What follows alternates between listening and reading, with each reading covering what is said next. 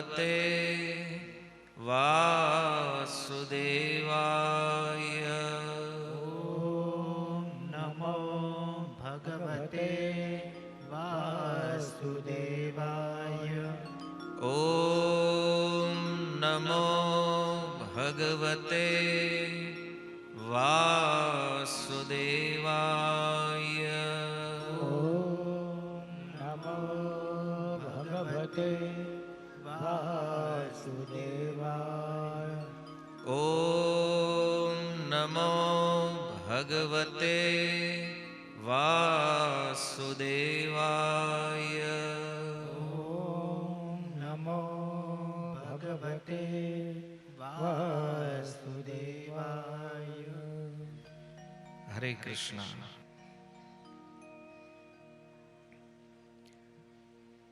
ઉપસ્થિત સર્વ શ્રોતાગણ, વૈષ્ણવજન એવં મહાનુભાવોનું શબ્દરૂપી શ્રદ્ધાંજલિ સત્સંગ કાર્યક્રમમાં સ્વાગત છે. શ્રીમદ ભગવદ્ ગીતા, જે ભગવાન શ્રી કૃષ્ણના મુખેથી નીકળેલો એક અદ્ભુત દિવ્ય ગ્રંથ છે, જેના અંતર્ગત મનુષ્ય જીવનની જે કાંઈ જટિલતાઓ છે એના વિષયમાં ખૂબ સુંદર ચર્ચાઓ છે અને એનું સમાધાન પણ ભગવાને ભગવદ્ ગીતામાં આપ્યું છે. પ્રોબ્લેમ એ છે કે આવા દિવ્ય ગ્રંથોને આપણે જાણતા નથી. સમસ્યાઓ તો આપણા જીવનમાં ઘણી આવે છે. પહેલા જે લોકો હતા એના જીવનમાં હતી, ભવિષ્યમાં જે લોકો આવવાના છે એના જીવનમાં રહેવાની છે. કારણ કે જીવનનો અર્થ જ સમસ્યાઓ છે. આજે પણ જો કોઈ પણ વ્યક્તિને તમે પૂછો તો એવો કોઈ વ્યક્તિ નથી જેના જીવનમાં કોઈ સમસ્યા નથી, જેને કોઈ દુઃખ નથી. અને આ દુઃખ જ્યારે પોતાના જીવનમાં આવે તો હરેક વ્યક્તિ એવો વિચાર કરે કે મને જેટલું દુઃખ છે આટલું બીજા કોઈ નથી. બધા માટે પોતાનો પ્રોબ્લેમ જે છે એ સૌથી મોટો છે. પણ રિયાલિટી આ નથી. જ્યારે દુનિયામાં વાસ્તવિક બીજાના પ્રોબ્લેમને આપણે જોઈએ તો આપણને ખબર પડે કે આપણો પ્રોબ્લેમ કાંઈ નથી. તો સૌથી પહેલી વસ્તુ એ છે કે મનુષ્ય બન્યા છીએ, જીવનમાં દુઃખ છે, સમસ્યાઓ છે, તો આનો ઉકેલ શોધવા કરતા પહેલું કામ એ છે કે સમસ્યાને સમજવી જરૂરી છે. આપણને કોઈ બીમારી થાય તો આપણું પહેલું કામ એ છે કે બીમારીને પહેલા સમજીએ, પછી એનો ઈલાજ કરીએ છીએ. કારણ કે બીમારીને સમજ્યા વગર ઈલાજ સંભવ નથી. એમ મનુષ્ય જીવનની જે સમસ્યાઓ છે એને સમજ્યા વગર એનો ઈલાજ કેવી રીતે સંભવ છે, આ ભગવદ્ ગીતા બતાવે છે. આજથી 5000 વર્ષ પૂર્વ કુરુક્ષેત્રની યુદ્ધ ભૂમિ ઉપર જ્યારે ભગવાન કૃષ્ણ અને અર્જુન એક રથ ઉપર સવાર છે અને અર્જુન એક ભાવ વ્યક્ત કરે છે ભગવાન કૃષ્ણ પાસે કે સેનયોર ઉભયોર મધ્યે રથમ સ્થાપયમે અચ્યુતા. હે અચ્યુત, મારા રથને બંને સેનાઓની મધ્યમાં સ્થિત કરી દો, બંને સેનાઓની મધ્યમાં લઈ લો. અને રથ જ્યારે બંને સેનાઓની વચ્ચે આવે છે તો અર્જુન સૌથી પહેલા ભીષ્મ અને દ્રોણનું દર્શન કરે છે. બે કૌરવોની સેના તો બહુ વિશાળ હતી, પણ પિતામહ ભીષ્મ અને દ્રોણાચાર્ય આ બે સ્પષ્ટ રૂપમાં અર્જુનને દેખાય એવા સ્થાન ઉપર ભગવાને રથને ઊભો રાખ્યો. અને જ્યારે ભીષ્મ અને દ્રોણને જોયા તો અર્જુનના મનમાં એક પીડા, એક ગ્લાનિ ઉત્પન્ન થઈ. અને અર્જુને વિચાર કર્યો કે આ યુદ્ધ મારે શા માટે કરવું જોઈએ. મારા જ સ્વજનોને મારીને જો રાજ્ય સુખ કે ભોગ પ્રાપ્ત થતા હોય તો આ કામ મારે કરવું નથી, યુદ્ધ નથી કરવું. અર્જુને અનેક તર્ક આપ્યા યુદ્ધ નહીં કરવા માટે. પહેલો આખો અધ્યાય જો ગીતામાં જો તો અર્જુનના તર્કમાં પૂરો થઈ ગયો, શા માટે યુદ્ધ નથી કરવું. તો અર્જુનના મનમાં એક ભાવ હતો કે યુદ્ધ જો હું કરું, મારા સ્વજનોનું મૃત્યુ થાય, આ લોકો જો યુદ્ધમાં મરે તો આનું મને પાપ લાગે. અર્જુનને પાપનો ભય હતો અને એટલા માટે એણે કીધું કે ભાઈ યુદ્ધ ન કરવું જોઈએ. અને સામાન્ય માણસ પણ એ વિચાર કરે કે કોઈને મારી નાખવું એ તો પાપ છે. યુદ્ધ થાય અને યોદ્ધાઓ લડાઈ કરે, કોઈને મારે, તો અર્જુન માને છે કે એને જો હું મારીશ તો એ મને પાપ લાગશે. પણ ભગવાન અર્જુનની વાતથી સહેમત નથી. એટલા બધા તર્ક અર્જુન, અને એવો કોઈ તર્ક નહોતો કે એના મનમાં આવ્યો ને આપી દીધો છે. બહુ વિચાર કરીને શાસ્ત્રોના સિદ્ધાંતોને સમજીને અર્જુનની તર્ક આપી રહ્યા છે કે યુદ્ધ જો થશે તો મને પાપ લાગશે અને મારે પાપ કરવું નથી. તો ભગવાને કીધું કે તું એને નહીં મારી તો એ તને મારી નાખશે. તો બોલે ઈ ભલે મને મારી નાખે પણ મારે એને મારવાના થતા નથી. હવે આ પ્રકારનો વિચાર જ્યારે કોઈ સાંભળે તો એવું લાગે ને કે અર્જુન કેટલો સારો માણસ છે, અને વાસ્તવમાં અર્જુન સારા છે એટલે જ આવો વિચાર આવ્યો એને. પણ એ વિચાર સાચો નથી. અર્જુનનું અલગ એંગલ છે વિચારવાનું. એ વિચારે છે કે આ લોકોને મારીને મારે સુખ શા માટે લેવાનું. એની કરતાં બેટર છે કે હું એકલો જો મરી જાવ અથવા યુદ્ધથી પાછો હટી જાવ તો આ બધા લોકો બચી જશે. પ્રાય સંસારમાં લોકો આવો વિચાર કરતા હોય છે કે હું જો થોડોક ત્યાગ કરું, થોડુંક જાતું કરું તો પરિસ્થિતિ બદલાઈ જશે. આવી ઉદાર વિચારધારા સમાજ કદાચ આની વાહવાહી પણ કરે, પણ આ નિર્ણય સાચો છે કે ખોટો એ કોણ નક્કી કરશે. હરેક વખતે ઉદારતા એ સારી નથી હોતી અને હરેક વખતે પાપ પણ સારું નથી. તો અર્જુન આ વિષયમાં કન્ફ્યુઝ છે કે આને મારવા એ વધારે મારા માટે સારું છે કે એના દ્વારા મરવું મારે એ વધારે સારું છે. આને જીતવા કે એના દ્વારા જીતાવું અમારા માટે શું સારું છે. અર્જુન કન્ફ્યુઝ છે. અને એક વાત એના મનમાં બિલકુલ દ્રઢ છે કે જો હું આ યુદ્ધ કરું તો આ લોકો મરશે. કારણ કે યોદ્ધા છે, વીર છે, તો અર્જુનને એટલો તો વિશ્વાસ હતો કે યુદ્ધ જો થાય તો મરવાનું તો સામેવાળાને જ છે.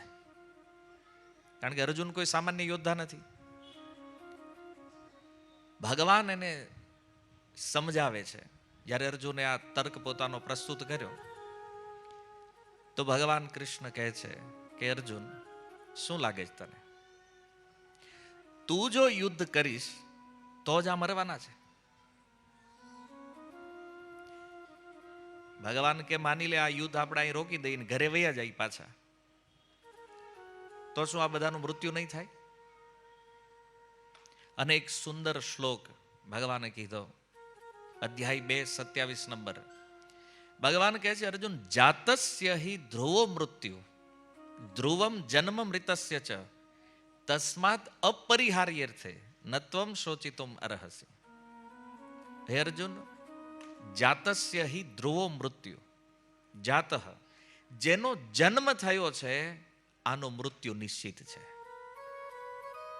તને એવું લાગે છે કે યુદ્ધ થાય તો ભીષ્મ મરશે, દ્રોણ મરશે, આ દુર્યોધન ઇત્યાદિ મરવાના છે.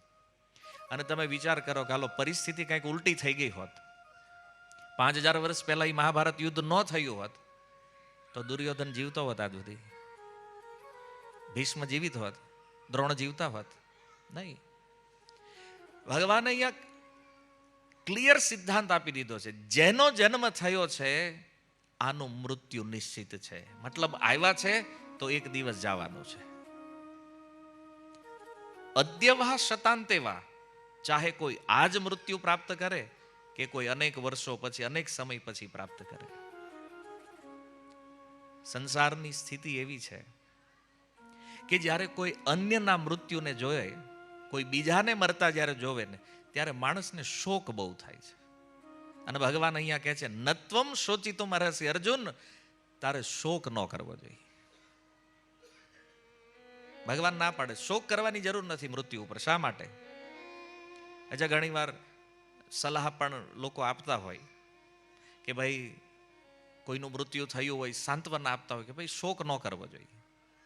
પણ એક સ્વભાવ છે, જીવનમાં આપણે સાથે રહ્યા હોય, કેટલો સમય સાથે વ્યતીત કર્યો હોય તો શોક સ્વાભાવિક છે. પણ ભગવાન શોકની ના કેમ પાડે છે? કારણ કે આપણો શોક કોઈને બચાવીએ કે એમ નથી. આ સંભવ નથી. કોઈ વ્યક્તિ રડે તો કોઈ ગમે એટલું રડે, ગમે એટલો શોક કરે, જે ઘટના બની છે એને કોઈ રિવર્સ કરી શકવાનું નથી. પહેલી વાત તો આ છે. અને બીજું કે શોક કરવો બીજા માટે, ત્યારે વ્યક્તિ પોતાને ભૂલી જાય છે કે મારે પણ એક દિવસ જવાનું છે. કોઈના મૃત્યુને જોઈને આપણને જે શોક આવે છે ને એમાં આપણે એ ભૂલી જઈએ છીએ કે મારે પણ એક દિવસ આ સંસાર છોડીને જવાનું છે. કારણ કે એક સમય પહેલા આપણે અહીંયા નહોતા.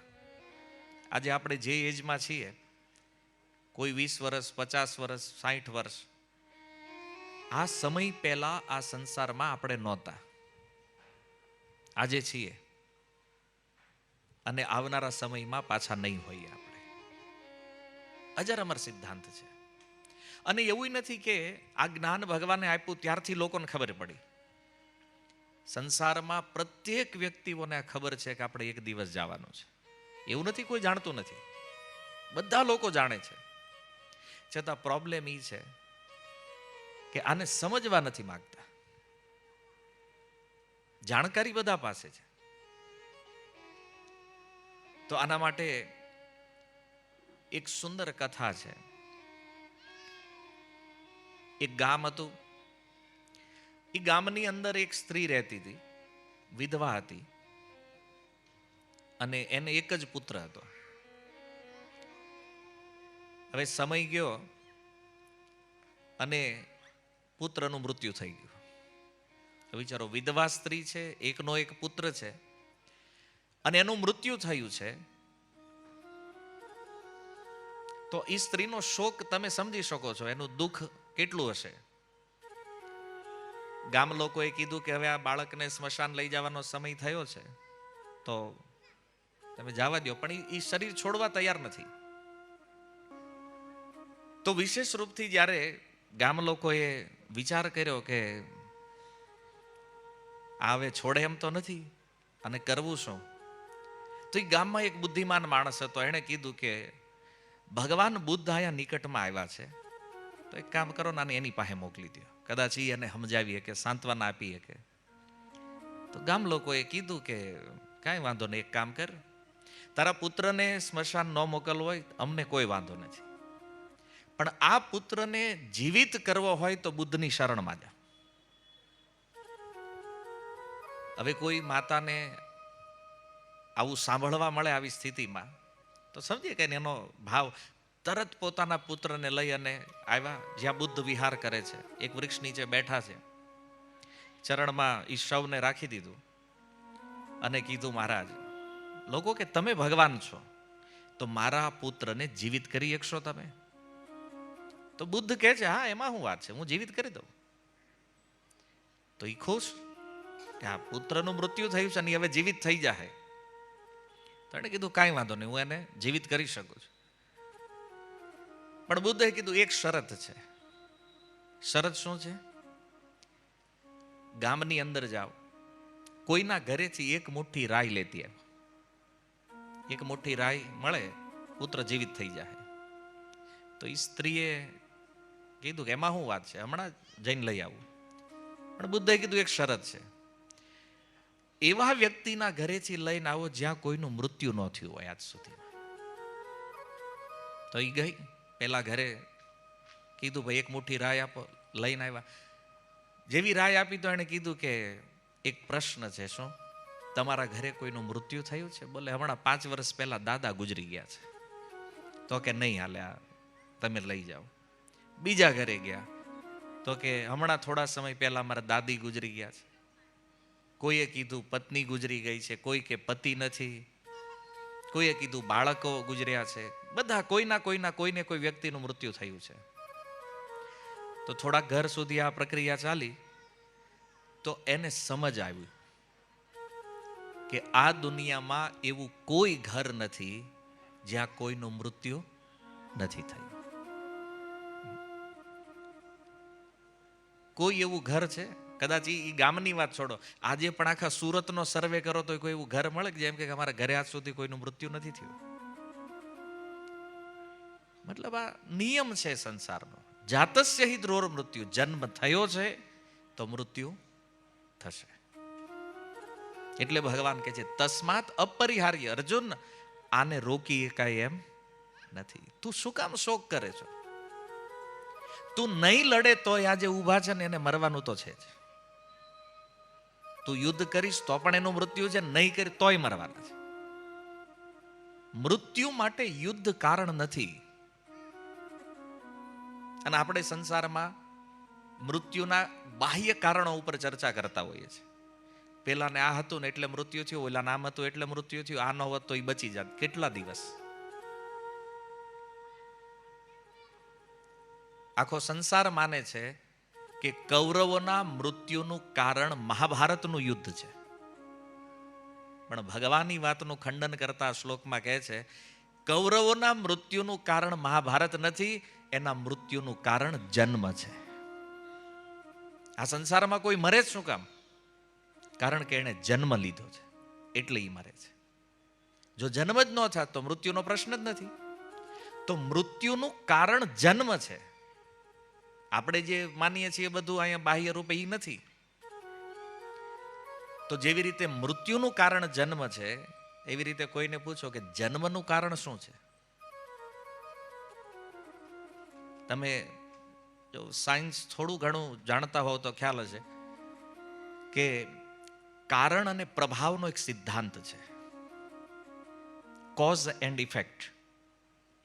તો આપણે આ સંસારમાં જોઈએ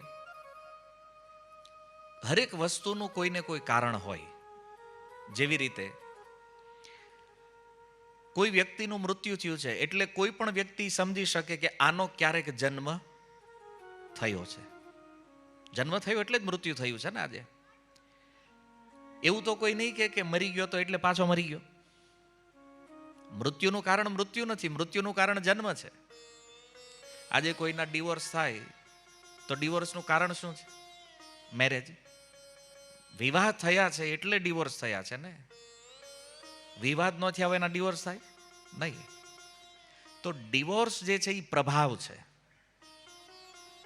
અને મેરેજ જે છે એનું કારણ છે. એવી રીતે કોઈ વ્યક્તિના જન્મને જ્યારે આપણે જોઈએ તો જન્મને જોઈને કોઈ પૂછે કે ભાઈ જન્મનું કારણ શું છે? તો એનો પણ ઉત્તર ભગવાને આપ્યો છે ધ્રુવમ જન્મ મૃતસ્ય છે. એ અર્જુનના સંસારમાં જન્મ એટલે થાય છે કારણ કે મૃત્યુ થયું છે. જન્મનું કારણ મૃત્યુ છે. મતલબ પહેલા ક્યાંક આનું મૃત્યુ થયું છે એટલે અહીંયા જન્મ્યો છે પાછો. અર્થાત પુનર્જન્મ. આજકાલ ઘણા લોકો માનતા નથી. પશ્ચિમી વિચારના પ્રભાવમાં જે છે એ લોકો નથી માનતા કે પુનર્જન્મ જેવું કાંઈ છે નહીં. પણ અહીંયા ભગવદ્ ગીતામાં ભગવાન અને સનાતન ધર્મ એક જ એવો ધર્મ છે આ વિશ્વમાં જે પુનર્જન્મના સિદ્ધાંતને માને છે. બાકી જેટલા પણ મત મજહબ થિયરીઓ છે એ લોકો નથી સ્વીકારતા. પણ અહીંયા આપણી પાસે કારણ પ્રભાવના સિદ્ધાંત, આ વિજ્ઞાનનો સિદ્ધાંત છે. પણ એના આધાર ઉપર જો જોવામાં આવે તો મૃત્યુનું કારણ જન્મ છે, તો જન્મનું કારણ શું છે? મૃત્યુ છે. વાત સમજમાં આવી? તો ભગવાન કહે છે તસ્માત અપરિહાર્ય.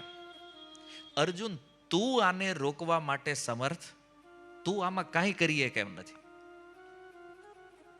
અને અર્જુનની વાત છોડો, આ જગતમાં કોઈ કાંઈ ન કરીએ કે. તો સ્વામી તુલસીદાસજી માનસમાં બહુ સુંદર વાત કીધી છે, જન્મ મરણ ये सब विधि के हाथ. સંસારમાં કોણ જન્મ લેવાનું છે, કોણ જીવિત રહેશે અને કોણ આ સંસારને છોડીને જશે, આ કેવલ ભગવાનના હાથમાં છે. એમાં કોઈનો કંટ્રોલ નથી. એટલે ભગવાન કીધું તસ્માત અપરિહાર્ય. અને આપણે પ્રયાસ કરીએ છીએ મૃત્યુથી બચવા માટેનો. હાલાકી આ શાશ્વત પ્રક્રિયા છે, આ પ્રોસેસ છે. જન્મ થયો છે તો મૃત્યુ થવાનું છે. તો આપણે આને કેવી રીતે અટકાવી શકશું? આપણે ગમે એટલો પ્રયાસ કરીએ આ દુનિયામાં કે ચાલો બહુ ધન કમાઈ લેશું, તો ધનથી અટકશે આ સિસ્ટમ? આપણે એવો વિચાર કરીએ કે ચાલો બહુ મોટું નામ બનાવી દઈએ, આપણું દુનિયા આપણને ઓળખતે બહુ ફેમસ થઈ જાય, બચી જશું? આપણી પાસે બહુ એજ્યુકેશન હશે કે ના આપણે ઘણું બધું ભણ્યા, 5-7 વિષયોમાં PhD થઈ ગયા, તો કામ તો અહીં લાગવાનું નથી. અપરિહાર્ય વસ્તુ છે, આને કોઈ અટકાવી નહીં શકે. ચાહે કોઈ માને કે નહીં માને, એનો કોઈ મતલબ નથી. કોઈ એમ કહેતો હોય કે અમે મૃત્યુને માનતા જ નથી, તો નહીં મરે નિશ્ચિત. તો ભગવાન એ સમજાવવાનો પ્રયાસ કરી રહ્યા છે કે અર્જુન, જે વસ્તુ આપણા હાથમાં જ નથી, જેની ઉપર આપણો કોઈ કંટ્રોલ જ નથી, તો એના માટે શોક શા માટે ભાઈ? શોક શું કામ? અને કોઈ વ્યક્તિ શોક કરે પણ ગમે એટલો શોક કરે, જે પરિસ્થિતિ છે આની અંદર કોઈ બદલાવ આવતો નથી. આપણને એમ થાય હાલો કોઈનું મૃત્યુ થયું, રડો, અઠવાડિયું રડો, 1 મહિનો રડો, 1 વર્ષ રડો, ગમે એટલો શોક કરો, એ વ્યક્તિ ક્યારેય પાછા આવવાના નથી. તો જ્યારે પરિસ્થિતિ બદલવાની જ નથી, તો જે ગયા છે એ ફોકસ હોવો જોઈએ કે આપણે જવાનું છે એમાં ફોકસ હોવો જોઈએ? આના માટે ભાગવતમાં એક સુંદર ઉદાહરણ છે, આ વસ્તુ સમજમાં આવશે.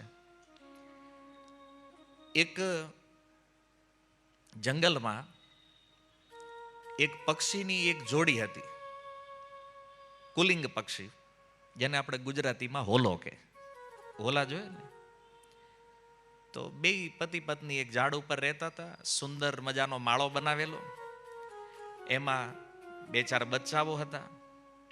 હવે જંગલમાં એક દિવસ શિકારી આવ્યો, ઝાડ પાથરી અંદર દાણા નાખી દીધા, અને એ દાણા ચણવાની લાલચમાં એ જે માદા પક્ષી જે છે એ અંદર ફસાઈ ગઈ, ઝાડમાં ફસાઈ ગઈ. હોલાએ જોયું ઉપરથી કે આ મારી પત્ની ઝાડમાં ફસાણી છે, હમણાં શિકારી આવશે, આને મારી નાખશે. તો બિચારો ઝાડ ઉપરથી નીચે આવી અને ઝાડની પાસે બેઠો બેઠો વિલાપ કરે, શોક કરે છે. શોક કરતા કરતા ભગવાનને પ્રાર્થના માંડ્યો કરવા. ભગવાન ઉપર આમ તો આરોપ કરે છે, પ્રાર્થના શું છે કે હે વિધાતા, આ એક પક્ષી છે અને આ જીવિત રહે, આમાં તમને શું વાંધો છે? તમારામાં દયા નથી? આ નિર્દોષ પક્ષીને મારીને તમને શું મળવાનું છે? જો મારા નાના નાના બાળકો છે, બચ્ચાઓ છે, આનું શું થશે? ઓલાનું શું થાય? એવી લાંબી સ્તુતિ છે એની તે હોલાની. ભગવાન ઉપર આક્ષેપ. અને આ સંસારમાં પ્રાય એવું જોવામાં આવે છે કે આવી ઘટના જ્યારે કોઈ અન્ય લોકોને ત્યાં બને, માની લો કોઈ બીજાને ત્યાં મૃત્યુ થયું હોય ને, ત્યારે લોકો સલાહ આપે કે ભાઈ એ તો બધું ભગવાનના હાથમાં છે ને આપણા હાથમાં કાંઈ નથી, શોક ન કરવો જોઈએ. આવું તો સંસારમાં થાય જ છે. પણ જ્યારે પોતાના ઘરે બને ત્યારે શું કહે? ભગવાનમાં હવે દયા નથી રહી. આપણા ઘરેથી કોઈ જાય તો ભગવાનમાં દયા નથી, અને બીજાને ત્યાંથી જાય તો જેવું કર્મમાં હોય એવું થાય. કે ભાઈ આ સલાહ છે કે નથી બધાની? કોકને ત્યાં થયું હોય તો કર્મ, અને આપણે ત્યાં થાય તો ભગવાનમાં દયા નીકળી ગઈ. ભગવાન દયા વગરના છે. એને ન્યા શું જરૂર હતી? આવો આક્ષેપ આ ઓલાએ કર્યો ભગવાન ઉપર. દયા નથી હવે તારામાં.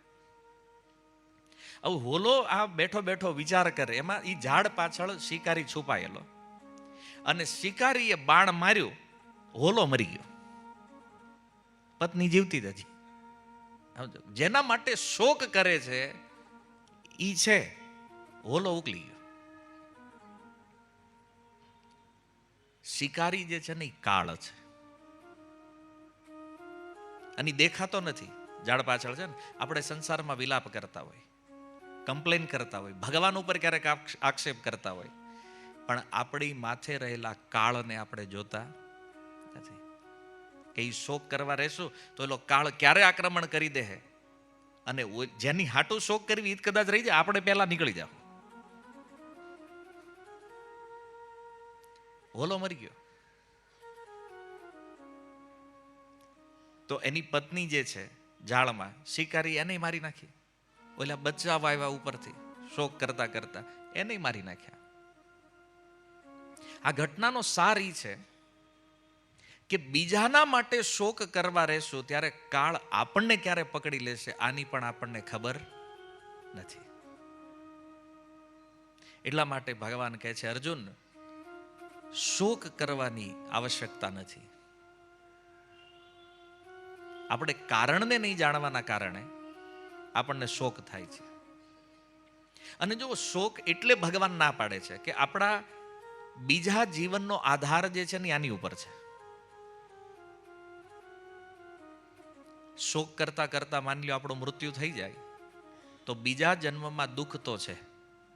ભાગવતમાં ભરત મહારાજની કથા છે કે એ ભરત મહારાજ જે જ્ઞાતા તો ભજન કરવા, પણ બિચારાને હરણમાં આસક્તિ થઈ ગઈ. હરણનું બચ્ચું હતું, એક જંગલમાં મળી ગયું. હવે એમાં આસક્તિ થઈ અને એ હરણનું ચિંતન કરતા કરતા એનું મૃત્યુ થઈ ગયું. હવે વિચારો કે ભગવાન ગીતામાં કહે છે, યમ યમ વાપી સ્મરણ ભાવમ ત્યજત્યંતે કલેવરમ. જે ભાવથી કોઈ શરીરનો ત્યાગ કરે તો એ ભાવને એ પ્રાપ્ત કરી લે. હવે ભરત મહારાજે હરણનું ચિંતન કરતા કરતા દેહ છોડી દીધો, અને એટલા માટે બીજો જન્મ થયો હરણના રૂપમાં. ચિંતન હરણનું હતું તો બીજા જન્મમાં હરણ થઈ ગયા સીધા.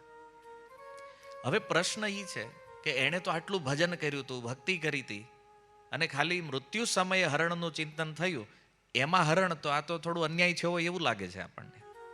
ભરત મહારાજાને અન્યાય થઈ ગયો. અચ્છા, ચિંતન કરવાથી બીજો દેહ કેવો મળે? સામાન્ય માણસ જે ચિંતન કરતો એનું મૃત્યુ થાય તો એ મળી જાય, એનો કોઈ ડાઉટ નથી. પણ ભરત મહારાજ જેવા મહાન ભક્ત જેણે ભજન કર્યું છે અને છતાં એ હરણના શરીરમાં ગયા, આની ઉપર આચાર્યોએ બહુ ચિંતન કર્યું, વિચાર્યું આવું થવાનું કારણ શું છે? એનું કારણ છે શોક. જો ભજન કરતા કરતા હરણમાં આસક્તિ હોત તોય બીજા જન્મમાં એ હરણ ન બને. ધ્યાનથી સમજો આ વિષયને. ભજન કરે છે, આસક્તિ હરણમાં છે, છતાં જો એનું મૃત્યુ થયું હોત તો ભરત મહારાજ હરણ ન બને. ભક્તિના પ્રભાવથી બીજો જન્મ મનુષ્ય જન્મ પ્રાપ્ત થઈ જાય. પણ એક એવી વિલક્ષણ ઘટના ભાગવતમાં છે કે ભરત મહારાજ જેવા સાધુને બીજા જન્મમાં હરણ બનવું પડ્યું. કારણ શું છે કે જ્યારે એના મૃત્યુનો સમય નજીક આવ્યો તો એ સમયે હરણ નહોતું.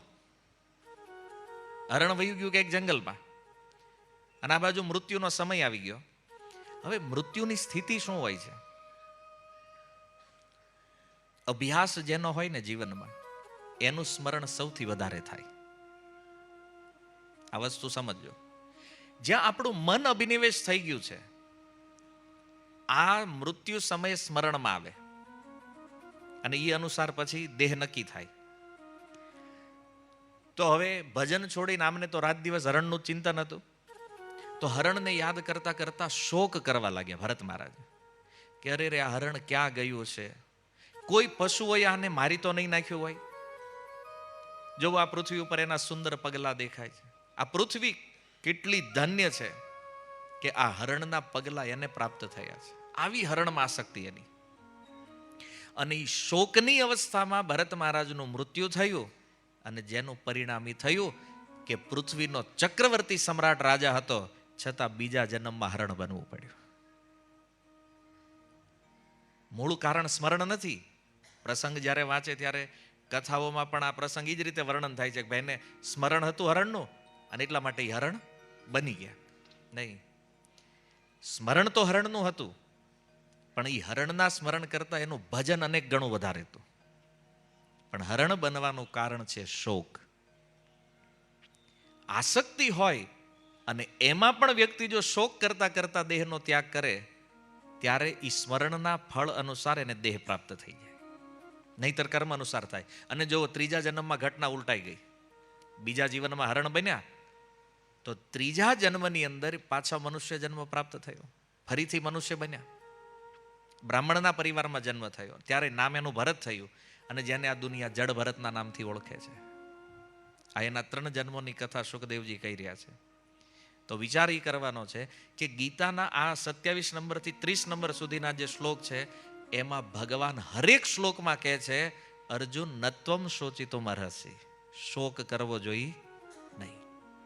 તો આની ઉપર વિચાર છે કે વારંવાર ભગવાન શા માટે કહી રહ્યા શોક ન કરવો જોઈએ? કારણ કે આ શોક જે છે એ આપણને અસદગતિ બાજુ લઈ જાય છે. પણ શોક થવાનું કારણ શું છે? શોક થાય જ શું કામ? તો એનું કારણ છે સંબંધ. આ સંબંધનો અર્થ શું છે? સુષ્ઠુ રૂપેણ બંધતી, જે બહુ સારી રીતે વ્યક્તિને જકડી રાખે છે એને કહે છે સંબંધ. અને જો આ સંસારમાં જ્યાં સંબંધ ન હોય ને ત્યાં આપણને દુઃખ ન હોય. માની લો તમે ન્યૂઝમાં વાંચતા હોય કે એક બસ કાંઈ પહાડમાં યાત્રા કરે છે, ત્યાંથી પડી 50 લોકો મરી ગયા, સમાચાર વાંચ્યા, આપણે પાનું ફેરવી નાખીએ છીએ, આપણને એનું દુઃખ નથી. અને પાછા આપણે ન્યા બેઠા બેઠા ઘરે સોફા ઉપર સલાહ દેતા હોય, પણ ન્યા જવાની શું જરૂર હતી, અહીં ઘરે નથી પડ્યા રહેતા નહીં. આ ઘણા બુદ્ધિશાળી માણસ ન્યા શું કામ ગયા? કે ખોટે ખોટા મરી ગયા મફતના ભાવમાં, શું લાગે છે ઘરે રહી ગયા હોત તો બચી જાત. પણ આપણે અજ્ઞાનમાં શું બોલીએ છીએ આપણને ખબર નથી. હા, ઈ પેજ ફેરવી દીધું, બધું મૂકી દીધું, અને 4-5 કલાક પછી ખબર પડે કે ઈ બસમાં આપણો એક વ્યક્તિ હતો, પછી સ્થિતિ શું છે? આવી ઘટનાઓ બની હોય ને ક્યારેક, ભાઈ રોડ ઉપર નીકળ્યા, એક્સિડન્ટ થઈ ગયું, ભાઈ હશે કોક, નહીં હાંકતો હોય બરાબર, બિચારો વયો ગયો. પણ ઘરે પહોંચ્યા પછી ખબર પડે કે આપણો જ સ્વજન છે, તો દુઃખ લાગે છે. તો સંબંધ જે છે એ દુઃખનું મેન કારણ છે. સંબંધ જ્યાં નથી સંસારમાં ત્યાં દુઃખ નથી. એટલા માટે સમજવાનો વિષય એ છે કે સંબંધ ક્યાં જોડવો, કેવી રીતે જોડવો કે જેનાથી આ દુઃખ આપણને સ્પર્શ ન કરે, આ દુઃખથી આપણે બચીએ. તો હવે સંસારમાં જેને જેને આપણે માનીએ છીએ આ મારું છે, આ હું છું અથવા મારું, મમ, તો આ બંધનનું મૂળ કારણ છે. સંબંધ નથી તો દુઃખ નથી. તો ભગવાન સમજાવે છે અર્જુનને કે અર્જુન, સંબંધ છે તો દુઃખ લાગે છે.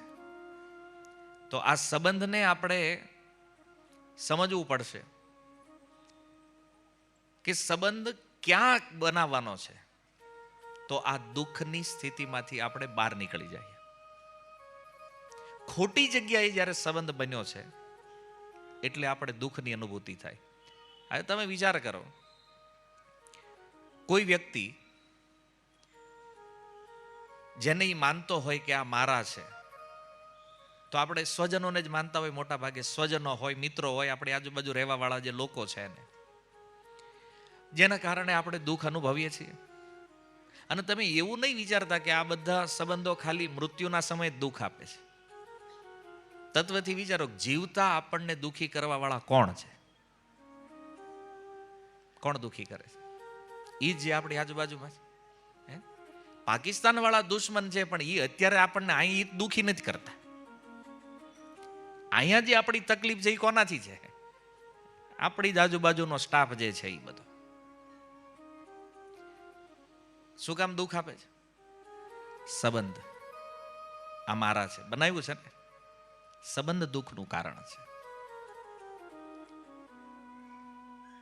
એક રાજા થયા જેનું નામ હતું ચિત્રકેતુ મહારાજ. આ ચિત્રકેતુ મહારાજ જે છે એને કોઈ સંતાન નહોતું. અનેક રાણીઓ હતી પણ કોઈ પુત્ર નહીં. એક દિવસ અંગીરા મુનિ આવ્યા એના મહેલ ઉપર અને અંગીરા મુનિએ કીધું, રાજન આમ ઉદાસ કેમ બેઠો છો? આટલું મોટું રાજ્ય છે, ચક્રવર્તી રાજા છો, આટલા સારા મંત્રીઓ છે, સેનાઓ છે, રાજ્ય સુખ છે, કોઈ કમી નથી, તો દુઃખ શું છે? ઉદાસ કેમ છો? બોલે, મહારાજ બધું છે પણ પુત્ર નથી. અંગીરા મુનિ કે પણ એમાં શું વાંધો છે? ન હોય, આ જે છે એનો ભોગ કર્યા છે, એ ભોગવ્યું, આનંદ લે. બોલે, નહીં, પુત્ર નથી ને એટલે આ બધુંય મને સુખ આપતું નથી. આને કહે છે અભાવ. અને એક વસ્તુ વિચાર કરજો કે માણસ અભાવથી જેટલો દુખી થાય ને, આટલો આને બીજું કોઈ દુખી ન કરી શકે. તમારી પાસે 100 વસ્તુઓ હોય ઘરે અને એક વસ્તુ ન હોય, તો એ એક વસ્તુ નથી, એના કારણે 100 વસ્તુ જે છે એનું સુખ આપણે લઈ શકતા નથી. આવું સીધું ઉદાહરણ છે. આપણી પાસે નોર્મલ ગાડી હોય ને બાજુવાળા પાસે મર્સિડીઝ હોય, તો આપણી ગાડી આપણને સુખ આપે નહીં. કારણ કે જ્યારે બાજુનું પાર્કિંગમાં જોઈ લે, આને મર્સિડીઝ, આપણે આ વાદું. પણ જે છે એમાં મજા લે ને ભાઈ, કે ના ઓલા ને ઈ છે. માતાઓને આખો કબાટ કપડાનો ભર્યો હોય તો બાજુવાળા જેવું નથી, પછી એને એકય કપડું સારું ન લાગે. એમાં આ એક એક્ઝામ્પલ છે. આવું હરેક વસ્તુમાં છે, બધે જ જોઈ લો વિશ્વમાં. એક વસ્તુનો અભાવ, ભલે હજારો વસ્તુ આપણી પાસે હોય પણ એનું સુખ નહીં આપે. બસ ઓલું નથી મગજમાં ઘૂસી ગયું ને એકવાર, એટલે કાયમ માટે ઈ નથી, બસ અનદુખી રહ્યા કરે. આ ચિત્રકેતુ મહારાજની આ સ્થિતિ થઈ ગઈ. અગર વિચાર કરો, આખી પૃથ્વી જેના નામે છે, હવે એક પુત્ર નથી તો ભાઈ એમાં શું દુઃખ છે? અંગીરા મુનિએ બહુ સમજાવ્યું. એ કે ભાઈ આ રહેવા દે, તારા ભાગ્યમાં નથી. એ કે જો પુત્ર નથી તો મને જીવનમાં સુખ થવાનું નથી ક્યારેય. તમે ગમે એટલો ઉપદેશ આપો, ગમે એ પ્રવચન આપો, દઈ એકતા હોય તો દીકરો આપો તો મને સુખ થાય. અંગીરા ઋષિએ કીધું, જેન છે એને પૂછ, આ નથી એમાં હું કેમ દુખી થાય આટલો? આ જેના છે એને એકવાર પૂછવા જા. ઈ કે ગમે એવો હોય, દીકરો હોય દીકરો કેવા થાય. અરે ઈ કે થોડોક નાલાયક થઈ જાય તો ઓર દુખી થઈ જાય. અરે ગમે નાલાયક થઈને શું કરશે? મૂળ તો વાપરી જાય ને બધું ભેગું કર્યું, એની હાટું તો કર્યું છે. આ કોની હાટું બનાવ્યું બધું? ગમે એવો હોય પણ પુત્ર તો જોઈ છે. અંગીરા મુનિને થયું કે આ સમજે એમ નથી. કારણ કે આસક્તિ જ્યારે બહુ હોય ને, એટેચમેન્ટ, પછી માણાને ઉપદેશ લાગે નહીં. ગમે એટલું સમજાવવાની ટ્રાય કરો ને, સમજે નહીં. આને બસ એક પુત્રની કેસેટ મગજમાં કરી ગયેલી. અંગીરા મુનિને થયું આનો કાંઈ ઈલાજ નથી. એણે કીધું હારું હાલ, પુત્ર આપું છું. પુત્ર કામેષ્ટિ યજ્ઞ કર્યો અને સૌથી મોટી પત્ની જે છે, જેનું નામ હતું કૃતધૃતિ, યજ્ઞમાંથી જે ચરુ પ્રગટ થયો એને આપ્યો અને ઈ ગર્ભવતી થઈ. સમય જાતા એક સુંદર બાળકને જન્મ આપ્યો. હવે અસલી ખેલ શરૂ થયો. જેવો બાળકનો જન્મ થયો તો રાજા આ રાણી પાસે જ રહે. મંત્રીઓને કીધું રાજ્ય તમે સંભાળજો, મને ડિસ્ટર્બ ન કરતા. કે કેમ માંડ સુખ આવ્યું છે કાંઈ. તો રાજા ઈ રાણી પાસે રહે, ઈ પુત્ર પાસે જ રહે, અને બીજી રાણીઓ ન્યાય જવાનું બંધ કરી દીધું. એટલે ઓલી બધી રાણીઓએ મીટિંગ કરી. એ કે આ તો પ્રોબ્લેમ ઊભો થયો. કેમ? તો કે આ દીકરો નહોતો ત્યારે સારું હતું, કે કમસે કમ રાજા આવતા જ ત્યાં આપણી પાસે. અત્યારે આપણી સ્થિતિ એનથી ખરાબ થઈ ગઈ. કેમ? તો કે આપણી કરતા આપણી દાસીઓનું કામ સારું છે. કેમ? સાંજે ઘરે જાય ત્યારે એને પતિ જ મળે, આપણે ઈ ભાગમાં નથી. તો બધી રાણીઓએ વિચાર કર્યો કે આ દુઃખનું કારણ શું? બોલે આ દીકરો જાય હોય. તો એક કામ કરો, આને જ ઉડાવો. બોલો, આ મહાપ્રયાસે પુત્ર મળ્યો છે અને એને પ્લાનિંગ કર્યું કે આને જ મારી નાખો. આપણું દુઃખ અહીંથી નીકળી જાય. આવી બધી રાણીઓએ ભેગા થઈને પ્લાનિંગ કર્યું, તોય કોઈને ખબર ન પડી. આ એનાથી મોટું આશ્ચર્ય છે. બોલો, નકર બે લેડીઝ વચ્ચે વાત હોય ને ત્રીજાને ખબર ન પડે એવું બને કોઈ? આટલી બધી રાણીઓ હતી અને મારી નાખવાનું પ્લાનિંગ કર્યું, કોઈને ખબર પડી નહીં. અને દૂધમાં ઝેર મેળવી બાળકને પીવડાવી દીધું. બાળકનું મૃત્યુ થઈ ગયું. 6 મહિનાનો હતો, બાળક મરી ગયો. હવે તમે એ વિચાર કરો કે આ રીતે જો બાળક મરે, આનો વિલાપ કેટલો હોય. સૌથી પહેલા જે કામ કરવા વાળી દાસી હતી એને ખબર પડી પુત્રનું મૃત્યુ થયું છે, તો એનાથી તો ચીસ નીકળી ગઈ. ચીસ સાંભળી તો રાણી આવી દોડતા દોડતા, એણે શોક શરૂ કર્યો. અને શોક ઈ સ્તરનો હતો કે એણે તે આક્ષેપ નાખી દીધો ભગવાન ઉપર કે આવા કુમળા બાળકનું મૃત્યુ થયું છે, હે વિધાતા તારી અંદર કરુણા નથી, દયા નથી. અનેક અનેક આક્ષેપો લગાવ્યા. અને એનો વિલાપ સાંભળી રાજા ત્યાં આવે છે, તો રાજાએ રડવાનું ચાલુ. એનો વિલાપ સાંભળીને બધા મંત્રીઓ આવ્યા, અને પછી તો આખા રાજ્યમાં શોક વ્યાપી ગયો કે ભાઈ આપણે ત્યાં જે રાજાનો પુત્ર છે એનું મૃત્યુ થયું છે. અને આ ભયાનક શોકને સાંભળી અંગિરા મુનિ અને નારદ મુનિને થયું કે હવે આપણે જવું જોઈએ પાછું. પહેલા તો અંગિરા મુનિ એકલા જ આવ્યા હતા, આ વખતે નારદજીને હારે લીધા, કારણ કે પરિસ્થિતિ ગંભીર છે. તો કદાચ કે આ રાજા મારાથી ન સમજે તો નારદજીને હારે લેતો જાવ. તો જ્યારે નારદ મુનિને લઈને આવ્યા, અમૃત પુત્ર પાસે બધા લોકો જ્યારે શોક કરે છે, અને એ સમયે નારદ મુનિ અને અંગિરા મુનિ પ્રવચન કરતા કહે છે કે રાજન, કો અયમ સ્યાત તવ રાજેન્દ્ર ભવાન યમ અનુશોચિત ત્વમ ચાસ્ય કતમ સૃષ્ટો પુરેદાની મત પરમ. કહે છે, હે રાજન, જેના માટે તમે આ શોક કરો છો એ આ જન્મમાં, આની પહેલાના જન્મમાં તમારો કોણ હતો? એક નારદજીનો પ્રશ્ન સમજો. આ સંસારમાં સંબંધ દુઃખ ક્યારે આપે એની વાત નારદજી અહીં કહે છે. પહેલા આપણી પાસે એ ન હોય ત્યારે આપણને એટલી ચિંતા, શોક, દુઃખ કાંઈ ન હોય. પછી જ્યારે એ મળે ત્યારે આપણને સુખ લાગે, થોડું હર્ષ, સુખ. અને જ્યારે એ જાય ને ત્યારે અનેક ગણું દુઃખ લાગે છે. અને એ દુઃખની સ્થિતિમાં આપણે નથી સમજતા કે જેના માટે દુઃખ કરીએ છીએ એ વ્યક્તિ કે વસ્તુ આજથી અમુક સમય પહેલા આપણી પાસે નહોતા.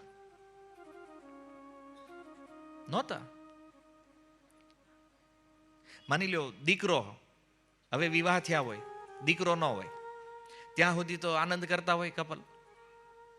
હવે દીકરો આવે તો ઓર વધારે પ્રસન્ન થાય કે હા પુત્ર જન્મ થયો છે.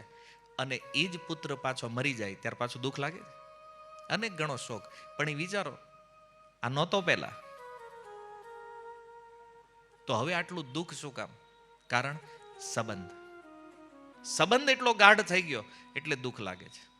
નહીતર માની લો કોઈ 6 મહિનાનો બાળક છે, જોડો કોઈની 5 વર્ષની ઉંમર હોય, તો 5 વર્ષ અને 9 મહિના પહેલા એ ક્યાં હતો કોઈની જાણકારી છે? માની લો આપણી ઉંમર 30 વર્ષ છે, તો 30 વર્ષ અને 9 મહિના પહેલા આપણે ક્યાં હતા ખબર છે? આઈડેન્ટિટી છે આપણી પાસે? કાંઈ નથી. કોણ, કયો જીવ, કયો આત્મા પુત્રના રૂપમાં આવ્યો છે એની આપણને ખબર નથી. અને 60-70 વર્ષ એક જ પરિવારમાં આ બધા લોકો કદાચ સાથે રહેતા હોય, છતાં ન ઓળખી શકે કે કોણ જીવ પિતા બન્યો છે, કોણ માં છે, કોણ ભાઈ છે, કોણ પત્ની છે, કોણ સંબંધી છે. ઓળખીએ છીએ નહીં. શરીર હોય ત્યાં સુધી ખબર પડે આ પિતા છે, આ માતા છે, આ ભાઈ છે, પત્ની છે, પુત્ર છે. પણ શરીર ગયા પછી આત્માની શું ઓળખ છે? કયો જીવ પિતા બનીને આવ્યો હતો, કોણ પુત્ર બન્યા છે? કોઈ. અરે આગળના જીવનનો શત્રુ જ કદાચ પુત્ર બનીને આવે તો વિચાર તો કરો, પહેલાના જીવનમાં જેની સામે તલવારો લેતા હતા એને આજ પ્રેમથી બધું આપી દઈએ. લે દીકરો છે, આપીએ છીએ કે નહીં? ખબર જ નથી આપણને. અને એક સત્ય ઘટના બનેલી છે, આજથી આઝાદી પહેલાની આ વાત છે. જ્યારે ભાઈજી હનુમાન પ્રસાદ પોદ્દાર એમણે આ ઘટના લખી છે, આ એમના અનુભવની સત્ય ઘટના છે. ગીતા પ્રેસના જે આચાર્ય હતા, એ ઉત્તરના ગામડાઓમાં 2 વ્યક્તિ હતા, 2 મિત્રો હતા. અને એ બંને મિત્રો એને નક્કી કર્યું કે આપણે મુંબઈ જઈને ધંધો કરવી કંઈક. તો એ ગામથી નીકળ્યા, મુંબઈ આવ્યા. મુંબઈ આવીને એક કંપની ખોલી. એણે 10-10 હજાર રૂપિયા 2 ઇન્વેસ્ટમેન્ટ કરી એ જમાનામાં. અને કંપની બહુ સારી ચાલી, પ્રોફિટ લાખોમાં થવા માંડ્યો. તો 1 વર્ષ પછી 2 પાછા આવ્યા મુંબઈ. અને એક હોટલમાં બે રોકાણા. તો એક મિત્રના મનમાં ખરાબ ભાવ થયો કે હવે પ્રોફિટ તો લાખ, હવે એ જમાનામાં લાખ રૂપિયા એટલે તમે સમજો ને આજે કરોડોમાં કિંમત થાય એની. તો એને થયું કે જો આને મારી નાખું તો આ બધી આખી કંપની, ફેક્ટરી, પૈસા બધું મને મળી જાય. તો એ હોટલના રૂમમાં એણે એના ભાગીદારની હત્યા કરી નાખી. હવે કોઈ પણ રીતે એ હોટલવાળાને પૈસા આપીને બધા જે હતા એની સહાયતા લઈ આના શરીરને ઠેકાણે પાડી દીધું. થોડા દિવસ એ રોકાણો, ગામ આવ્યો ત્યારે એકલો આવ્યો. એટલે ઓલા પરિવારવાળાએ પૂછ્યું કે ભાઈ અમારો દીકરો ક્યાં? એ તો તમારી સાથે જ આવ્યો છે. તો ઓલાએ કીધું કે એને ગંભીર બીમારી થઈ હતી અને બીમારીના કારણે એનું મૃત્યુ થયું છે. એનું બધું કર્મકાંડ મેં કરી નાખ્યું છે અને આ 8,000 રૂપિયા એણે તમને આપવા માટે મને કીધું છે. 8,000 એટલે બહુ મોટી કિંમત. ઓલા પરિવારને કહો 8,000 રૂપિયા દીકરાએ મોકલ્યા છે. તો એ ખુશ, કાંઈ વધારે ઇન્ક્વાયરી થઈ નહીં. પછી તો આખી કંપની આના નામે થઈ, મોટો શેઠ બની ગયો. એ રહેવા માટે મુંબઈ વહી ગયો. એને ત્યાં એક દીકરાનો જન્મ થયો પાછો. અને એ દીકરો જ્યારે યુવાન થયો તો એને એક જીવલેણ રોગ લાગુ પડ્યો. આખા ભારતના જેટલા વૈદ હકીમો હતા તે બધી જગ્યાએ તપાસ કરી, ખૂબ ધન ખર્ચ્યો, કોઈ ઈલાજ નહીં. એ જમાનામાં એને લંડન લઈ ગયા પાછા. અને લંડન જ્યારે સારવાર માટે લઈ ગયા તો ન્યાના ડોક્ટરોએ કીધું કે હવે આને ઘરે લઈ જાઓ, કારણ કે આની હવે કોઈ ટ્રીટમેન્ટ નથી. મુંબઈમાં એના નિવાસ સ્થાન ઉપર લાવ્યા. હવે એ પુત્રનો જ્યારે મરવાનો સમય નજીક આવ્યો તો એના પિતા બાજુમાં બેઠા બેઠા બહુ રડતા હતા, શોક કરે છે કે એકનો એક દીકરો છે, યુવાન વયમાં મૃત્યુ પામવાનો છે. એને શોક કરતા જોઈને ઓલો દીકરો હસવા માંડ્યો. તો એને હસતો જોયો એટલે આને આશ્ચર્ય થયું. એ કે હું તારા માટે આટલી મહેનત કરું છું, તારી પાછળ આટલું ધન ખર્ચી નાખ્યું, તારા માટે મેં હું નથી કર્યું. હવે તારો જવાનો સમય છે, હું રડી રહ્યો છું અને તને હસવું આવે છે. ત્યારે એણે કીધું, પિતાજી યાદ કરો, એ જ મુંબઈ શહેર છે એને જ્યાં વર્ષો પહેલા તમે આ કંપની ચાલુ કરી હતી અને તમારો એક ભાગીદાર હતો. તમે હોટલમાં એની હત્યા કરી હતી અને આ ધન પચાવ્યું છે. ઓલાને આશ્ચર્ય થયું, તને કેવી રીતે ખબર? બોલે, જેને મારી નાખ્યો હતો ને એ ભાગીદાર હું જ પુત્ર બનીને આવ્યો છે. અને આજ તમે બધું મારી વાહે વાપરવા તૈયાર છો. કોઈ વાર્તા નથી, બનેલી સત્ય ઘટના છે કે એક સમયે આ સંપત્તિ હડપવા માટે મારી હત્યા કરી હતી તમે, અને આજે હું પુત્ર બનીને આવ્યો છું તો આજ બધી સંપત્તિ મારી વાહે લૂંટાવા માંગો છે. વિચાર કરો, આગળના જીવનમાં શત્રુ અને આ જીવનમાં પુત્ર. પ્રેમ નથી ખબર કોઈને કોણ પુત્ર બન્યા છે, કોણ સ્નેહીઓ બન્યા, કોણ સંબંધીઓ બન્યા છે. એક પરિવારમાં પ્રકૃતિ આને ભેગા કરે અને વળી પાછા છૂટા કરે છે. આ સંસાર છે. પણ જ્યાં જ્યાં સંબંધ એકવાર થઈ ગયો આ મારો છે, પછી એમાં કેવો પ્રેમ છે. વ્યક્તિ એના માટે બધું કરવા તૈયાર છે. તો એને કીધું, પુત્ર હવે આ પીડા તો મારાથી જોવાતી નથી, મુક્ત કેવી રીતે થાય છે? બોલે, જેટલા પૈસા, જેટલું ધન મારું પચાવ્યું છે ને એટલું તમે મારી વાંહે ખર્ચી નાખ્યું છે. હવે એક છેલ્લું વસ્ત્ર મારા માટે, એક સફેદ ચાદર લાવો અને એ મને ઓઢાડી દો. આપણું 1.5 રૂપિયાનું લેણું બાકી છે, 1.5 રૂપિયાની ચાદર આવશે, મને ઓઢાડી દો એટલે મારું મૃત્યુ થશે અને તમારા ઋણથી હું મુક્ત થઈ જઈશ. સંબંધ. નારદજી આ પ્રશ્ન કરે છે, કો અયમ સ્યાત? હે રાજન, શા માટે શોક કરો છો? કેમ? તમે જાણતા જ નથી ને પુત્ર છે કોણ, તમને ખબર જ નથી. અરે એની વાત છોડો, તમે કોણ હતા એ ખબર છે? તો કે આપણને આપણી ખબર નથી. આજે કોઈને પૂછો તમે કોણ છો તો કે લ્યો આધાર કાર્ડ જોઈ લો. ભાઈ આ તો શરીરની આઈડેન્ટિટી છે ને, એ તો એક દિવસ નષ્ટ થઈ જવાનું છે. પૂછો તમે કોણ છો તો આનો કોઈ ઉત્તર નથી. આપણું વાસ્તવિક સ્વરૂપ જે છે એ આત્મા છે. અને આત્મા એટલે એમ માને ભૂત. કોઈને કહો આત્મા એટલે શું છે? ભૂત. આત્માનું આત્મા સંસ્કૃત વર્ડ છે, એનું ગુજરાતી છે હું. મતલબ આપણી ઓરિજિનલ ઓળખ જે છે એ આત્મા છે, આ શરીર નથી. અને આ અજ્ઞાનમાં સમસ્યા એ છે કે આપણને આપણા સ્વરૂપની ખબર નથી. કહે છે આવનારા જન્મમાં પણ તમારો આની હારે શું સંબંધ થશે જાણો છો રાજન? નથી ખબર. ગયા જન્મની અંદર શું સંબંધ હતો ખબર છે? બોલે નથી ખબર. તો યથા પ્રયાંતિ સંયાંતિ સ્ત્રોતો વેગેન વાલુકા. વાલુ કહે છે રેતીને. જેમ નદીનો પ્રવાહ જાય અને નદીના પ્રવાહના કારણે રેતીના કણ એકબીજાને ભેગા થાય, એમાં કાળના પ્રવાહમાં આ જીવાત્માઓ જે છે એ એક પરિવારમાં ભેગા થાય. વળી નદીમાં બીજી લહેર આવે અને એ કણ પાછા છૂટા પડી જાય. આનું ટાઈમિંગ કોઈને ખબર નથી. માની લો બે કણ ભેગા થયા, હવે છૂટા કેવી રીતે પડવાના છે કોઈ નથી જાણતું. ક્યાં સુધી આ ભેગા રહેવાના છે? એમાં પરિવારમાં જે સંબંધીઓને લઈને આપણે બેઠા છીએ, આ સંબંધ ક્યારે પૂરો થવાનો છે આની મને કે તમને કોઈને જાણકારી નથી. આપણી પાસે બર્થ ડેટ છે, આપણે ક્યારે આ સંસારમાં આવ્યા આ આપણી પાસે છે. જવાના ક્યારે છીએ આનો કાંઈ ભરોસો નથી. ક્યારે સંબંધ પૂરો થવાનો છે કોઈ જાણતું નથી. તો સમયના પ્રવાહમાં મળવું, છૂટા પડવું આ બનતું રહે છે. કાળનું કામ જ આ છે. ક્યારેક જીવાત્માઓને એક પરિવારમાં ભેગા કરે છે, ક્યારેક વળી પાછા છૂટા કરે છે. એવી રીતે હે રાજન, આ જેટલા પણ પ્રાણીઓ આ જગતમાં વિદ્યમાન છે એ બધા જન્મના પૂર્વ અને મૃત્યુ પછી હશે કે નહીં હોય આના વિષયમાં લોકો તર્ક વિતર્ક કરતા હોય, પણ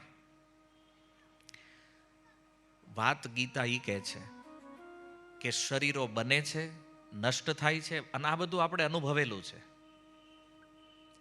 કોઈનું મૃત્યુ થાય તો શરીર તો અહીંયા રહે છે, શરીર અહીંયા રહે છે ને, આત્મા જાય છે. અચ્છા, કોઈ ઘરે આવીને પૂછે શું થયું, તો આપણે કહીએ કે ભાઈ આ ભાઈ વયા ગયા છે.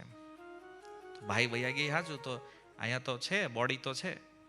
બોલે ઈ નહીં, તો એની અંદર ઓરિજિનલ તત્વ જે છે એ નીકળી ગયું છે, મતલબ આત્મ તત્વ છે. તો આત્મા તો સનાતન છે, એના વિષયમાં પણ ગીતામાં કીધું. અચ્છા, આ શ્લોક જે છે આને મોટા ભાગે લોકો આત્માના સંદર્ભે જોવે છે કે ભાઈ જાતસ્ય હિ ધ્રુવ મૃત્યુ ધ્રુવમ જન્મ મૃતસ્ય છે. આ શ્લોક શરીર માટે બોલે છે ભગવાન. જેનો જન્મ થાય એનું મૃત્યુ છે. મતલબ હવે પ્રશ્ન એ છે જન્મ કોનો થાય છે? ભગવાને એ ચોખવટ નથી કરી. એણે કીધું જે જન્મે છે અર્જુન ઈ મરશે.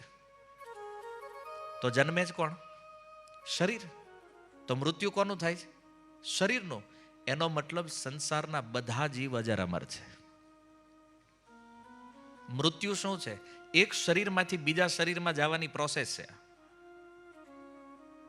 શરીરો મરે છે. આત્મા માટે તો ભગવાન કીધું અજો નિત્ય શાશ્વતો યમ પુરાતન. અને આ પ્રસિદ્ધ શ્લોક તમે બધા જાણતા હશો.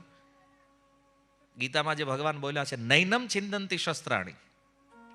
આને કોઈ શસ્ત્ર કાપી શકતું નથી. નૈનમ દહતી પાવક, કોઈ અગ્નિ આને બાળતો નથી. કોઈ વાયુ આને સૂકવી શકતો નથી. કોઈ જળ, કોઈ દ્રવ્ય આને ભીંજવી શકતું નથી. તો આત્માના વિષયમાં તો જન્મ મૃત્યુ જરા વ્યાધિ કોઈ ધર્મ લાગુ નથી પડતો. આ બધું શરીર માટે છે. તો રાજન, શરીર તો જન્મ પહેલાય નહોતું, મૃત્યુ પછી પણ નથી રહેતું. એનો મતલબ એક રસ રહેવા વાળું જે તત્વ છે એ તો આત્મા છે.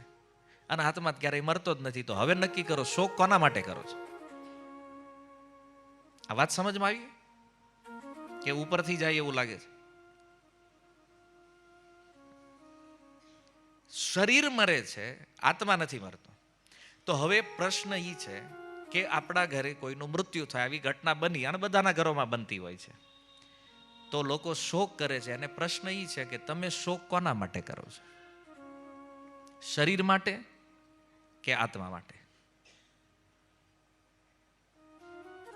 કોના માટે શોક? કોના માટે છે? હવે આમાં કન્ફ્યુઝન છે. એ તો ખબર જ નથી કોની હાટું રોતા હતા આપણે. શરીર માટે રડો છો, તમારે સામે પડ્યું છે. અને આત્મા માટે રડો છો, જોયો છે કોઈ દી એને તો ઓળખતા જ નથી. શોક ન શરીર માટે છે, શોકના આત્મા માટે છે. શોક કેવલ આપણા અજ્ઞાનના કારણે થાય છે. આ જાણતા નથી એટલે શોક છે. અને શરીર માટે જોવા તો હાચવીને રાખે જ ને, તો સ્મશાન હું કામ પહોંચાડો જલ્દી? કોઈનું પણ મૃત્યુ થાય તો ઈ જ કે હાલો ભાઈ જલ્દી કાઢવાને. ગમે એવું સુંદર શરીર હોય તો હાચવે છે કોઈ? ગમે એવો પ્રિય વ્યક્તિ હોય હાચવે છે નહીં. કેમ? આને સ્મશાન ભેગું કરો. કારણ કે શરીર તો જડ તત્વ છે, તો એમાં તો પ્રેમ નથી. ચેતન તત્વ આત્મા છે, એને આપણે જોયો નથી, એની કોઈ અનુભૂતિ નથી. તો શોકનું કારણ કેવલ અજ્ઞાન છે.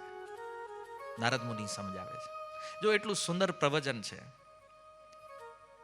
પણ મહત્વપૂર્ણ વાત એમાં એ જ કીધી કે મળવું, છૂટા થવું કાળના પ્રવાહના કારણે છે. શોક જે છે એનું કારણ અજ્ઞાન છે, યા તો મોહ. જેમ અર્જુનને મોહના કારણે શોક છે, તો 6 પ્રકારના જે અનર્થો છે, કામ, ક્રોધ, લોભ, મોહ, મદ, માત્સર્ય, આના કારણે આપણને શોક થાય છે. અને આ શોક આપણા બીજા જન્મનું કારણ બને છે. એટલા માટે નારદજી સમજાવી રહ્યા છે કે આજે સુંદર દેહ અને દેહીનું વિભાજન છે પ્રકૃતિમાં, તો આના તત્વને સમજીને આપણે સમજવું જોઈએ કે જડ તત્વ સાથે આપણો કોઈ સંબંધ હતો પણ નહીં, આગળ પણ રહેવાનો નથી. અને ચેતન તત્વ જે છે તો એને આપણે જાણતા નથી. તો હવે આ શોકથી મુક્ત થવા સંબંધ ક્યાં બનાવવો જોઈએ? મૂળ પ્રશ્ન હવે એ છે કે કયો સંબંધ આપણને આ દુઃખથી મુક્ત કરશે? કારણ કે એક વસ્તુ ક્લિયર સમજો કે આ સંસારમાં જ્યાં જ્યાં સંબંધ બનાવશો ત્યાં દુઃખ સિવાય બીજું કાંઈ મળવાનું નથી. ઘરે જ એનાની ઉપર થોડો વિચાર કરજો તત્વથી કે આપણા દુઃખનું કારણ આપણો સંબંધ છે. જેની યાર સંબંધ નથી એ આપણને દુઃખી કરે જ નહીં. આપણને ઓળખતો જ ન હોય આપણને કેમ દુઃખી કરે? દુઃખ તો ઓળખી છે એ જ આપે છે ને. તો હવે એવો સંબંધ સંસારમાં બનાવવો જોઈએ કે જે સંબંધના કારણે આ દુઃખ સમાપન થઈ જાય, દુઃખ સમાપ્ત થઈ જાય. તો એ સંબંધનું મૂળ તત્વ ભગવાન છે. ભગવાન સાથે જ્યારે કોઈ જીવનો સંબંધ બને, જેમ સંસારનો સંબંધ દુઃખ આપે, એમ ભગવાનનો સંબંધ જે છે એ સુખ અને આનંદ આપે. શાશ્વત સુખ, શાશ્વત આનંદ. પણ દુર્ભાગ્ય એ છે કે આપણે અહીંથી જ આગા ભાગવી.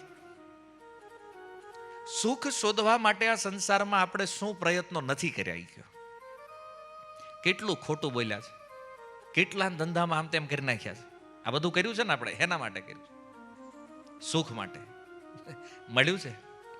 નથી મળ્યું. એમ થાય કે માંડ માંડ આપણે કાંઠે પગ્યા, ત્યાં ઊંધું થઈ જાય બધું. સ્ટેબિલિટી નથી એની. જેના માટે જીવનભર પ્રયાસ કર્યો છે, છતાં એનું પરિણામ તો સુખ નથી. કારણ કે અસલી સુખ ભગવાન સાથે સંબંધ બને તો જ જીવા સંસારમાં સુખી થઈ શકે. આનો બીજો કોઈ વિકલ્પ નથી. ઘણા લોકો કહે છે ભક્તિ શું કામ કરવાની, ભજન શું કામ કરવાનું, અમે અમારી રીતે જીવી કાંઈ વાંધો નહીં. ભાઈ જવાનું છે અહીંથી, મરવાનું, તૈયારી કરવી પડે. આ હાટું આવ્યા છે, અહીં ભેગા કરવા નથી આવ્યા. અને આ વાત સમજમાં આવતી જ નથી. આજકાલ લોકોના મનમાં એવું છે કે નહીં આપણે અહીંયા ધંધો કરવા જ આવ્યા જ બસ. એની હાટું નથી ભાઈ, એ સાઈડ વસ્તુ છે. મૂળ કામ છે ભજન કરવા માટે મનુષ્ય બનાવ્યા છે આપણને, અને એ આપણે કરતા નથી. ઘણા વેમમાં ફરતો આપણે 500 કરોડ ભેગા કરી લીધા, તે પછી મરી ગયો. તે 500 કરોડ દુનિયામાં આમ તેમ પડ્યા હતા, બસ તેમ ખાલી ભેગા કરવા આવ્યા હતા, એક જગ્યાએ આંગળીયામાં નાખવા, બેંકમાં નાખવા. આની હાટું તો આવ્યા નથી ભાઈ, ભજન કરવા માટે. હા, ધંધો નોકરી આપણે કરીએ છીએ શું કામ? કારણ કે શરીરને જીવાડવાનું છે, કુટુંબને જીવાડવું છે, વ્યવહાર કરવો છે. એ બાય પ્રોડક્ટ છે. પણ આપણે એ બાય પ્રોડક્ટને મેન કરી નાખી, અને જે મુખ્ય કામ માટે આપણને મનુષ્ય બનાવ્યા છે ભજન, એને ગૌણ કરી નાખ્યું. ટાઈમ હોય કરવાનું.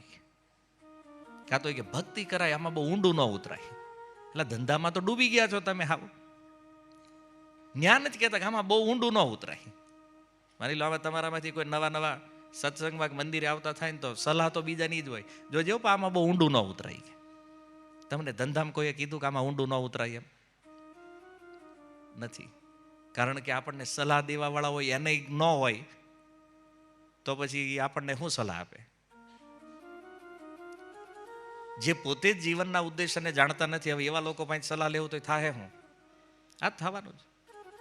પુનરપી જનનમ પુનરપી મરણમ પુનરપી જનની જઠરે શયનમ. ફરીથી જન્મ થશે અને આ બધી સમસ્યાઓ પાછી આવશે, ફરીથી મૃત્યુ. અને જો આ જન્મ મૃત્યુનો પ્રવાહ અનંત સમયથી ચાલે છે. સુખદેવજી કહે છે કે આખી પૃથ્વીને એક મશીનમાં નાખીને પીસી નાખો, આનો લોટ બનાવો અને એ પૃથ્વીના કણને ગણવા બેહારો, સરસ્વતીજીને, ગણેશજીને, વ્યાસદેવને, આવા બુદ્ધિમાન વ્યક્તિઓને, તો સંભવ છે કે પૃથ્વીના કણને ગણી શકાય. ગંગાજીમાં રેતીના જેટલા કણ છે, સંભવ છે કે ગંગામાં રેતીના કણને ગણી શકાય. પણ આપણા કેટલી વાર જન્મ અને મૃત્યુ થયા, આની ગણતરી સંભવ નથી. કહેવાનો અર્થ, અનંત કાળથી આ જન્મ મૃત્યુના પ્રવાહમાં છીએ આપણે. અને આ મનુષ્ય જીવન એક અવસર છે આમાંથી બહાર નીકળવા માટે. અને આને તો જો ખાલી ખાવા પીવા ઊંઘવામાં જ નષ્ટ કરવાનું હોય તો બુદ્ધિમાની ક્યાં છે ભાઈ આમાં? જેવી રીતે આખું વર્ષ કોઈ વિદ્યાર્થી ભણે અને ફાઇનલ એક્ઝામમાં 3 કલાકમાં એને સાબિત કરવાનું છે હું ભણ્યો છે, એમ આપણે જે કાંઈ શરીરો ભોગવીને અહીંયા આવ્યા છીએ, આ મનુષ્ય જીવનમાં આપણી પાસે અવસર છે. આ એક્ઝામ છે કે અહીંથી બહાર નીકળવું છે કે આમાં પાછું આ ચક્રમાં જવું છે.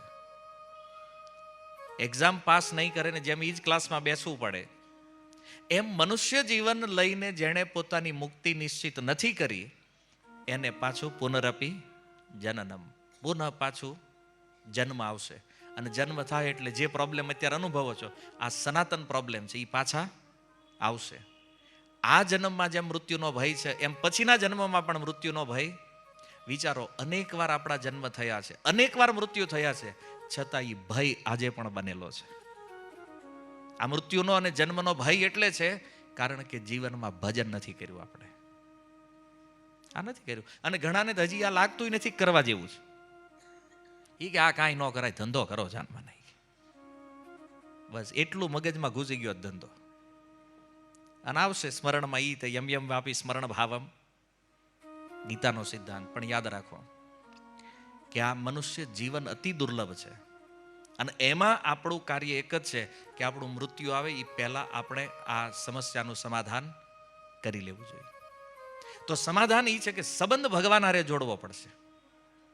અને સંબંધ જોડવાનો સૌથી શ્રેષ્ઠ માર્ગ જે છે એ છે ભક્તિ યોગ.